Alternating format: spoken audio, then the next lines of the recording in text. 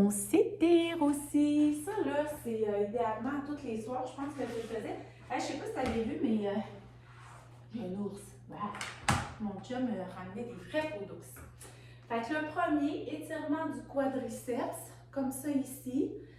Fait que tu maintiens cette position-là, ça fait tellement du bien. Puis au bout de 15 secondes, tu sais, tu restes tout le temps dans ta position. Puis au bout d'une quinzaine de secondes, tu peux aller te chercher un petit peu plus loin. Fait que ça, je veux que tu maintiennes 30 secondes à 1 minute. Puis dépendamment des besoins qu'on a, on pourrait augmenter un petit peu le temps. Ton ischio, tu peux me le faire soit comme ça ici. L'important, c'est que tu le sentes mollet ischio. Sinon, tu peux surélever ta jambe sur un ours, comme ça ici, et te pencher vers l'avant. L'important, c'est vraiment que tu le sentes en arrière.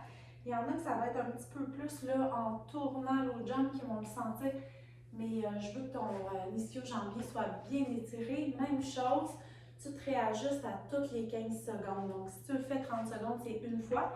Si tu le fais 60 secondes, c'est 3 réajustements.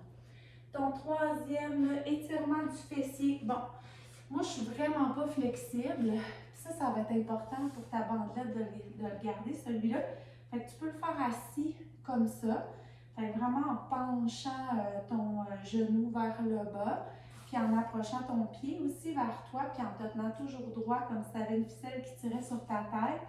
Si ce n'est pas suffisant pour toi, tu peux vraiment le faire coucher sur le dos de cette manière-là, qui fonctionne super bien aussi.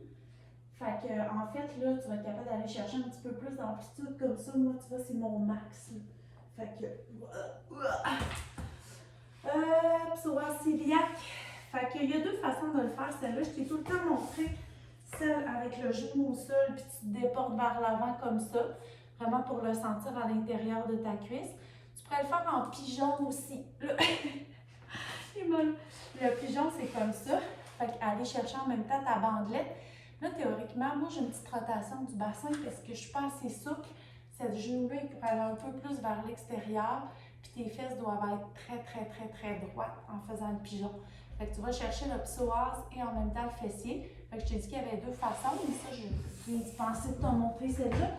L'autre façon, c'est vraiment debout, comme si tu faisais une fente, mais tu vas venir chercher une petite rétroversion du bassin. Fait que c'est très clair qu'on le sent dans le psoas iliaque. Là, au moment où j'enregistre ces exercices-là, j'arrive de courir 20 km, puis j'en ai besoin de mon étirement. Puis le dernier, ben, c'est les pectoraux, hein, un indispensable dans ton corps de pas juste te déporter vers l'avant. Fait que tes exercices d'étirement, toujours 30 à 60 secondes, tu te réajustes aux 15 secondes, puis tu choisis un exercice qui étire la région dont on veut un étirement. Fait que, Michael, n'hésite pas s'il y a quoi que ce soit.